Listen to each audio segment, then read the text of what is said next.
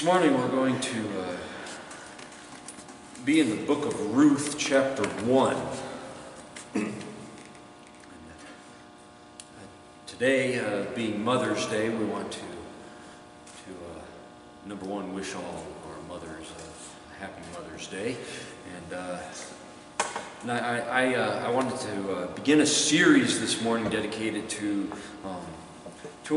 mothers and honestly all of the special women that God has given us and placed in our lives, all those ladies that enrich our lives in various ways. The book of Ruth is very much of a favorite book amongst many believing women. Number one, because it's one of the books of the Bible that's dedicated to the story of a single woman. Ruth is also very unique in that it is written from a woman's perspective, and we'll kind of see that a little bit as we go through it, as to how the perspective that Ruth approaches the story from is far more from a woman's perspective than it is a man's perspective. And there are things that are pointed out in the book of Ruth that are remarkable that they'd be pointed out in that day and time. Especially in a patriarchal society such as ancient Israel, and that whole area of the world has always historically been very patriarchal. And yet here we have it right in the Bible, many centuries before Jesus even came, how God cares about men and women. So in honor of these special ladies in our lives, I want to go through this book. But lest you think that ladies are the only ones who can get anything out of this book, we're going to find out that Ruth actually has a lot to teach all of us, including us gentlemen in the world, about a great many things. There's a lot of stuff in these four little chapters. And this morning we're going to begin with chapter 1. We're going to read the entire chapter of Ruth chapter 1. Here's what it says. Now it came about in the days when the judges governed that there was a famine in the land. And a certain man of Bethlehem in Judah went to sojourn in the land of Moab with his wife and his 2 sons. The name of the man was Elimelech, and the name of his wife Naomi. And the names of his 2 sons were Mahlon and Chilion, Ephrathites of Bethlehem in Judah. Now they entered the land of Moab and remained there. Then Elimelech, Naomi's husband, died, and she was left with her 2 sons. They took for themselves Moabite women as wives. The name of the one was Orpah, and the name of the other Ruth. And they lived there about 10 years. Then both Mahlon and Chilion also died, and the woman was bereft of her 2 children and her husband. Then she arose with her daughters-in-law, that she might return from the land of Moab, for she had heard in the land of Moab that the Lord had visited his people in giving them food. So she departed from the place where she was, and her 2 daughters-in-law with her, and they went on the way to return to the land of Judah. And Naomi said to her 2 daughters-in-law, Go, return each of you to her mother's house. May the Lord deal kindly with you as you have dealt with the dead and with me. May the Lord grant that you may find rest, each in the house of her husband. Then she kissed them, and they lifted up their voices and wept. And they said to her, No, but we will surely return with you to your people. But Naomi said, Return, my daughters. Why should you go with me? Have I yet sons in my womb, that they may be your husbands? Return, my daughters. Go, for I am too old to have a husband. If I said I have hope, if I should even have a husband tonight and also bear sons, would you therefore wait until they were grown? Would you therefore refrain from marrying? No, my daughters. For it is harder for me than for you, for the hand of the Lord has gone forth against me. And they lifted up their voices and wept again, and Orpah kissed her mother-in-law. But Ruth clung to her. Then she said, Behold, your sister-in-law has gone back to her people and her gods. Return after your sister-in-law.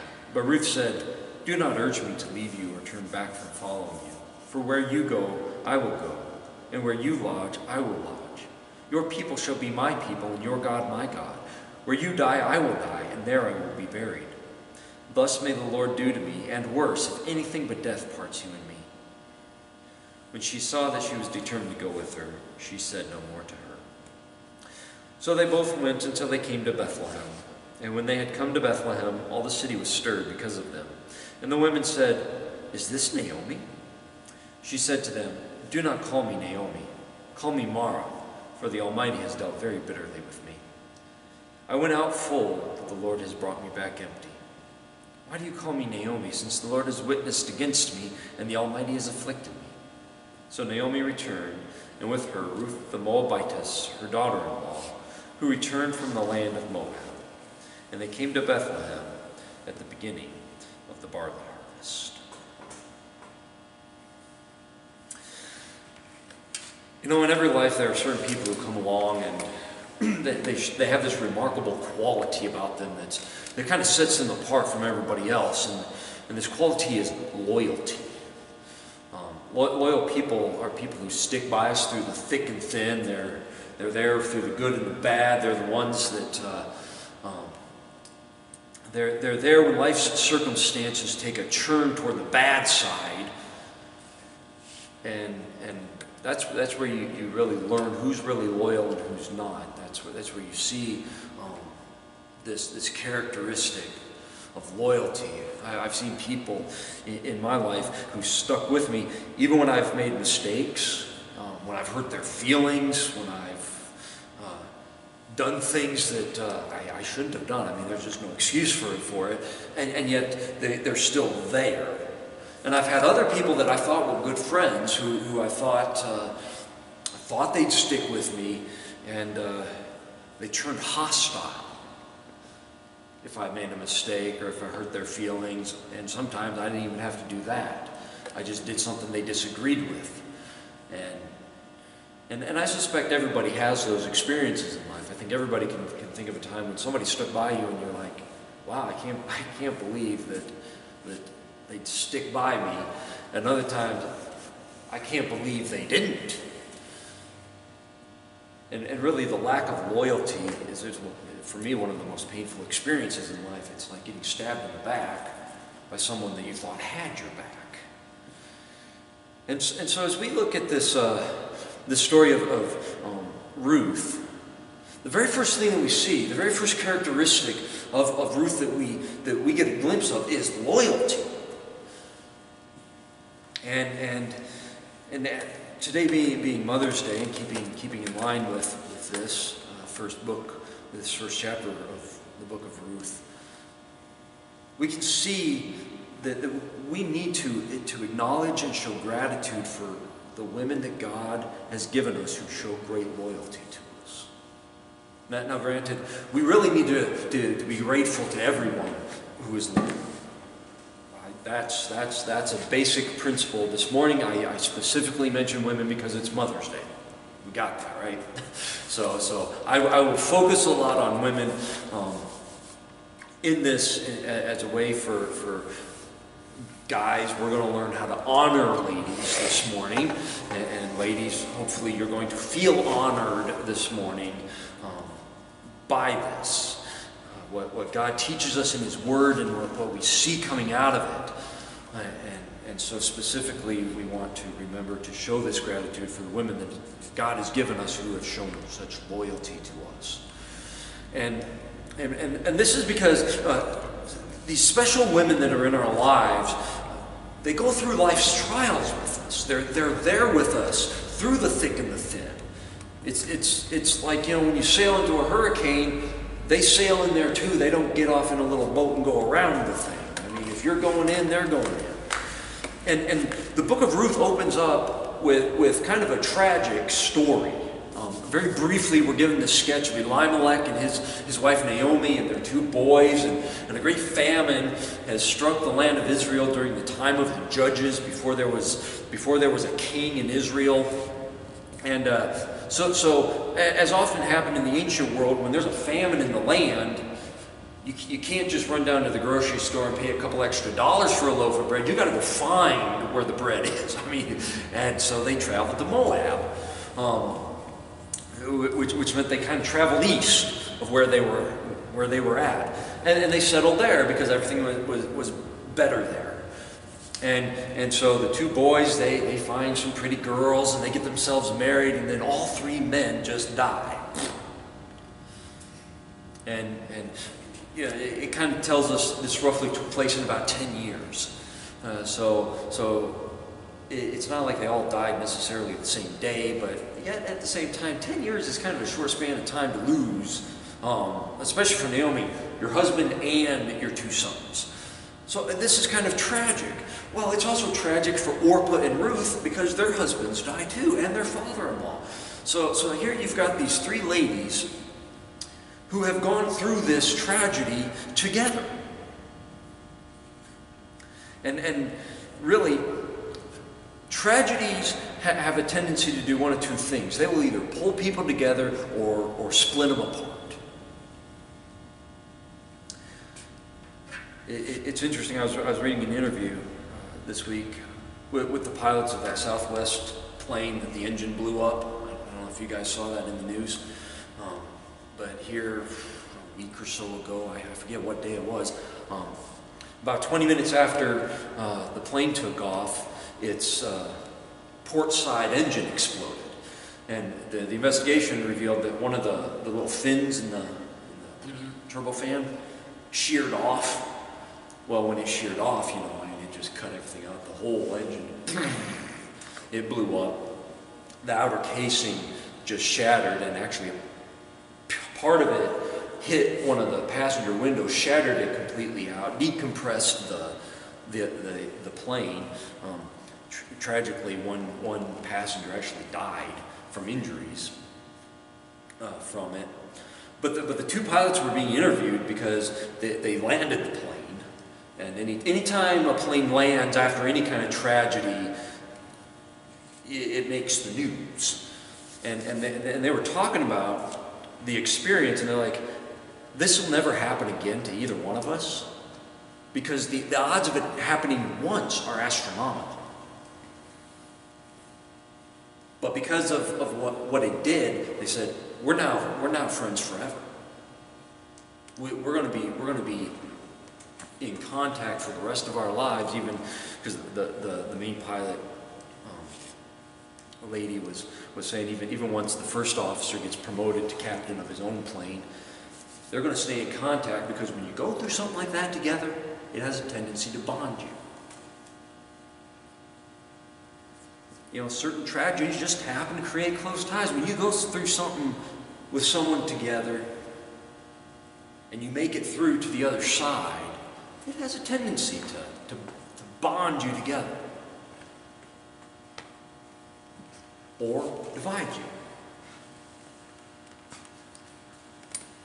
And really, what it boils down to is loyalty is a characteristic that has a bonding effect.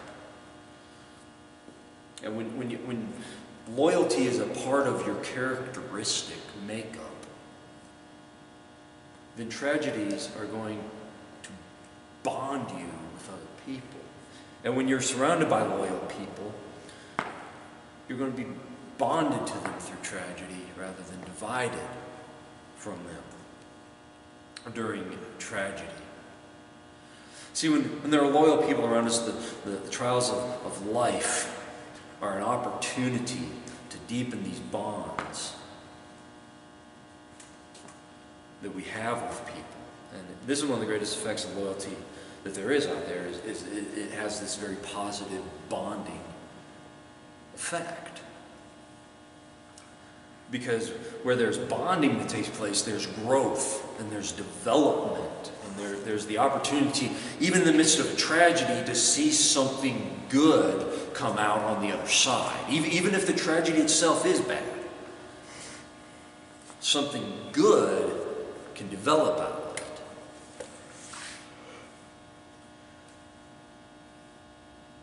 We become better when we have these loyal people around us who stick with us, even through our mistakes and our failures, because they can point out ways for us to grow. And they do it out of love, and we can accept and deal with any kind of feedback that they give us, because we know for a fact that they're on our side.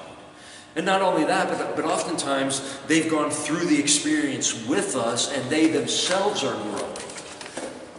And so we have this shared growth, as the Bible says, as iron sharpens iron, so one man sharpens another. Well, that's how this works. When someone's loyal and they stick by you, you can sharpen it. Because see, like when you're sharpening something, you take the sharpener and you rub it on the axe or the knife or whatever it is that you're trying to sharpen. When two things are together, you can sharpen it, but when they're over here, you can't. I've never been able to just sit across the room with my sharpening stone and go like this, and my knife just magically gets up a little bit. That would be great. You know, it's like, where did I leave my knife? It's way over there, but you know what? That's okay. I'll just sit here watching TV and sharpen my knife. I'll sharpen all the knives in the kitchen too while I'm doing this. Yeah, that'd be great, but no, it doesn't work that way. There has to be close proximity. Well, so it is with loyal people. They're in close proximity. They stick with us, and so they can help us develop. And not only that, but we can help them. So there's this mutual sharpening that's taking place when we have loyal people around us and when we ourselves are loyal people. Now, mothers are often very good at this. They're very good at being loyal. They're very good at sticking beside us. They're very good at helping us grow and develop. And they're very good at doing so in such a loving manner that we know that they have the best interests at heart. Now granted, not all mothers are this way. Not all mothers really have that nurturing nature. It's a sad reality that a lot of people have to deal with, that maybe their mom isn't that loving character. But usually if we look around, there's some woman in our life that God has placed there that we need to acknowledge. God gave us maybe not a great mother. Now, I did. I had a wonderful mother. But I can identify some other ladies in my life as well that have a kind of a motherly influence and a motherly attitude towards me. And I suspect that everyone, if we were to honestly look around, we could honestly identify others in our life that God's brought into our life to fill in that gap. And if we weren't blessed with a grandmother, somebody's in our life that can help pick up the slack there and walk through life's trials with us. Oftentimes, whenever I've gone through a trial and I felt like I was all alone, it was oftentimes my own fault for not looking around at who God's placed in my life and allowing them to walk with me through it. And part of that is I have this really hard time asking anybody for anything. And I certainly don't want to inconvenience anybody. And if I'm going through a tough time, I certainly don't want anybody else to experience it. And there are just some things you go through, and it's like, I would not wish this on my worst enemy or my worst enemy's dog. So I certainly don't want anybody else experiencing this, and yet there are some people that can come alongside us and go through that with us, and they can help us out. It's kind of like being on that Southwest Airlines airplane when it went kapooey. If the whole kit and caboodle was on autopilot and I was the only one on the plane, I'd be kind of out of luck. But if there's somebody there who's a pilot, I'd like that. Take the controls for just a moment, please. Could you get us back on the ground? Oftentimes, if we look around, I think God places people in our lives who have been places, done things, experienced some stuff, grown, and they can help us. And if nothing else, they can at least be there and go through the experience with us so that we don't have to be alone. And mothers are oftentimes really good at that, even if we don't want them to be. When my mom was still alive, there were many times I was going through something and I tried to just keep it to myself, play it low key, but somehow or another, I don't know, they have a sixth sense or something. They can tell. Many times I received a phone call at a very opportune moment, or even a letter. There have been a couple times that my mom wrote a letter, and the timing's amazing. Now, granted, she was a godly woman, so I kind of think God spoke to her in a very special way sometimes and guided her in this. But it was great to sometimes just say, you know what? I don't even have to ask her to go through this with me. She just is there. And so we want to celebrate that. We want to celebrate those women in our lives that are there, that go through stuff with us, even if that stuff's bad. And special women, they stick with us even when it would be easier to let us go. See, both Orpah and Ruth initially said that they were going to go with Naomi, and they kind of set out together, but then she told them that, they should just stay at home. As a matter of fact, it's very interesting. This is one of the interesting things about the book of Ruth. She actually says, return to your mother's house.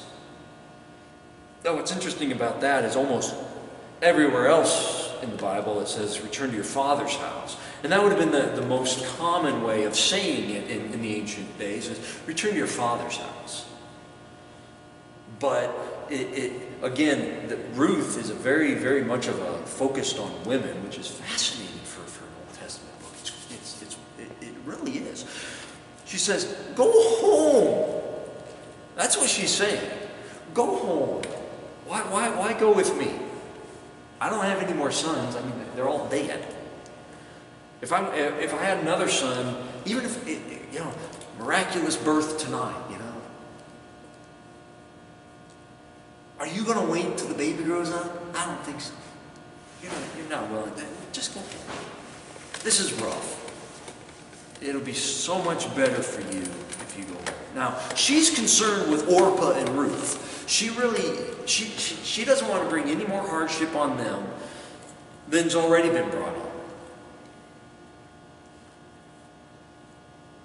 So Orpah went home. Now, don't be hard on Orpah. I don't think there's anything wrong with the fact she went home. That's what she was told to do. The remarkable thing isn't that Orpah went home. The remarkable thing is that Ruth refused to go home. Ruth refused to go back to her mother and father. Ruth's loyalty shines through in this whole thing, revealing just how wonderful this characteristic can be. There's really nothing that's going to make her leave Naomi. And it seems that Ruth is just as concerned about Naomi as Naomi is for Ruth. And in verses 16 and 17, Ruth declares the extent of the bond of loyalty that she felt. When she said, where you go, I will go. Where you lodge, I will lodge. Your people will be my people, and your God will be my God. Where you die, I will die, and there I will be buried. Thus may the Lord do to me, and worse, if anything but death parts you and me. Now this is such a strong declaration of unity stemming from unconditional loyalty that it's often used in wedding ceremonies. That's why this is used at weddings, even though this isn't a wedding that it comes from. It's because of that declaration of unity coming from loyalty, and which are two things that are supposed to be present in marriage. The funny thing about weddings is that they have all these vows. I vow this, I vow that. Okay. And a lot of people go through it without thinking it through. A lot of people say a lot of things at weddings without thinking through what they're actually saying. I mean, it sounds great, it's wonderful, and it's grand. They promise things like we'll be together through better or for worse, richer or poorer, sickness and health. And others make other promises. Some write their own vows. I've done a number of weddings, and some people choose to write their own, and sometimes they're really grand. Occasionally, they're one or two, you're like, well, if that's what floats your boat, okay, we'll go with it. Whatever you want. But it's fascinating because just about every wedding ceremony there's promises that are exchanged. Okay, promises are exchanged. However, the truthfulness of those promises gets tested somewhere along the way, and it's funny because at the end of Madagascar 2, one of the little penguins is getting married. and to a bobblehead doll, actually. It's kind of corny and crazy, but it's kind of funny because the wedding ceremony is like the king lion is like, you know, do you take her for better or for worse? And his reply is, for better, please. It's like, and I laughed the first time I saw that. And I recall making the comment, it's like, at least he's honest.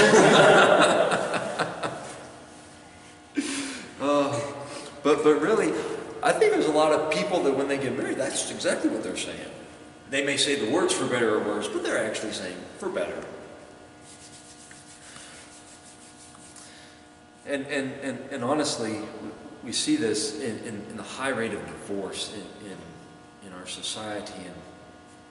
And I don't want to put down people who go through this, because quite honestly, it's just a tragedy that everybody has to deal with. And we see it in the church as well as outside the church. The divorce rate inside the Church of America is the exact same as it is outside the church.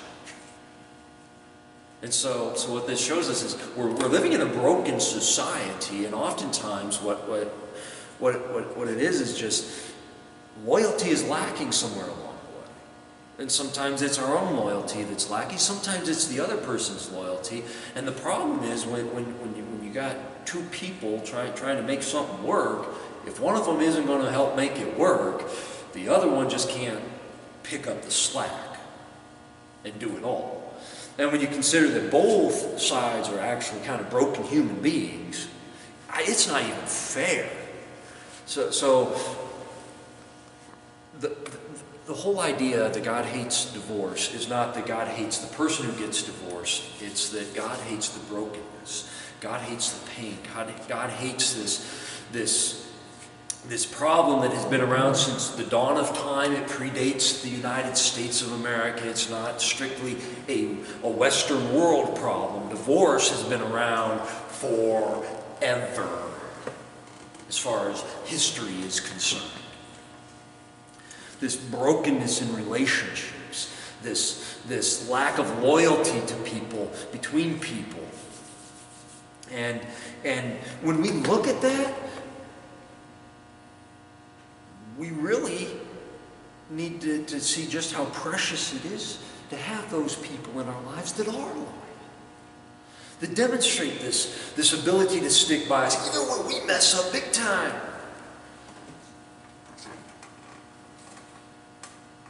Because sometimes it would be much easier just to abandon us. I'm pretty sure my wife would tell you, yeah, there's a few times it would drip in and kick his butt to the curb. I'm pretty sure she wants to, if I start raising Cain, she wants to raise me right off the pavement. You know what I'm saying? It's like, boom. And it would just be so much easier to get rid of me. I'm sure of it. My kids probably want to toss me out a couple of times. And yet they stick with me. They're right there. You know, it's magnificent to have those people around you that are willing to put up with whatever garbage you got. Who are willing to say, you know, it's not like they say, no, it's okay to do. No, it's not okay to do that, but you know what? It's okay. It's okay. We're still here. We're still right here. We're gonna be here. No matter what, even if it would be easier to leave. And there are just some people in our lives that they bless us with that grace. And we also see from this first chapter of Ruth that these special women that God gives us are a lifelong gift. And these other people that God gives us. See, Ruth and Naomi went back to Bethlehem at the end of chapter 1. And Naomi, seeing that Ruth was determined to stick with her, finally said nothing more about it. Took her with her. And she'd never tell her to leave again. She'd never ask her to. And Ruth never even thought about it. And as we'll see throughout the book, they never parted. They were bonded together for the rest of their lives. And occasionally we'll find those loyal friends and other loved ones that will bond with us and stick with us and be an important part of our lives until the very end. You know, I've had the privilege of having a few people in my life come along who were that way, that I could say, we're still friends even though we don't live anywhere near each other. Here in a couple of weeks we're going down to graduation in New Mexico. And there's going to be some people there that I'm not related to by blood, but honestly over the years we've become so close that, I mean, they're just an extended part of the family. And our families have really meshed over the years. And this is a great gift. This is a great gift to have. And I don't have a whole lot of those because growing up I moved around a lot. So I never really stayed in one spot long enough to put down deep roots and stick with the same group of people for forever as some people do. And then once I became an adult, I just really haven't stopped the whole moving around bit. But the reality is, you still occasionally encounter that person that's like, you develop that bond with them. And this is a precious gift. Most Americans, according to the last survey that I heard about here a few years ago, the majority of Americans can't even claim having one close friend of any kind. And this is yet another symptom of a lack of loyalty in our society, where friends just don't stick with each other anymore. They stick around as long as it's convenient, or until, you know, somebody makes a mistake or has some sort of failure, and then poof, they're gone. And thinking about that, rather than focusing on how depressing that is, we really should see how wonderful it is when you come across those rare gems that really are loyal. But not only that, but seeing how precious that is to us should really motivate us to be that person for somebody else. Occasionally it's difficult. I still, there's a couple people in my life that I stay connected to them, even though nobody in here. Okay, nobody go getting no. There are a few that it's like, sometimes it's like, it's hard. It's really hard to stay connected to them, especially when you see them making the same mistakes over and over and over. They're not listening. They don't really value your insight, your opinion, none of that. And it's like, oh. But when I look and I see the people that God has put in my life, it's like, who have been loyal to me through it all, I can't help but want to turn around and pass that gift on. And especially when I stop and I think about the loyalty that Jesus has shown to each of us. I mean, you want to talk about a man who had every right to turn his back on us and walk away and say, I'm done. I wash my hands of this. And yet, he didn't do that. Instead, he came to earth and he went to the cross willingly and died to pay the penalty for our sins and open the door for us to be forgiven by God the Father and to live forever with Him.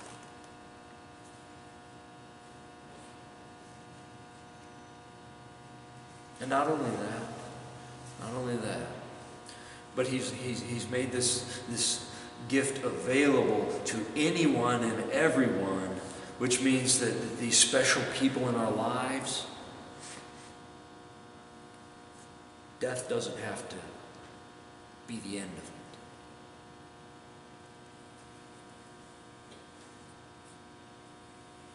My mother, for example, she passed on a few years ago, but I have the promise that one day I'll be reunited with her.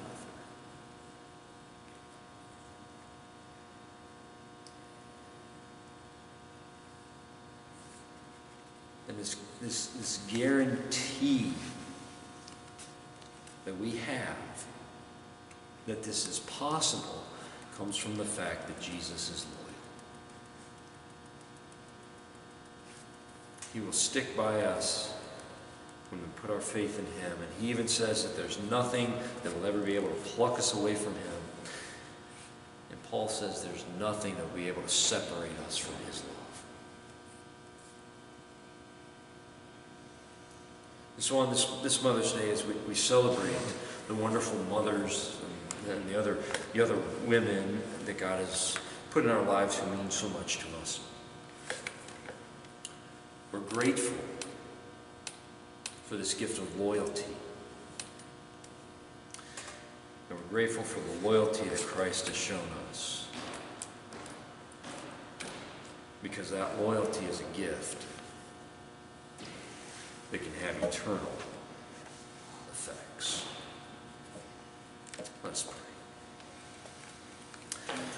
Our Heavenly Father, as we come before you this morning, we just want to thank you for the loyalty that you have shown us. And the loyalty that you've placed in the lives of those certain special people, friends and loved ones.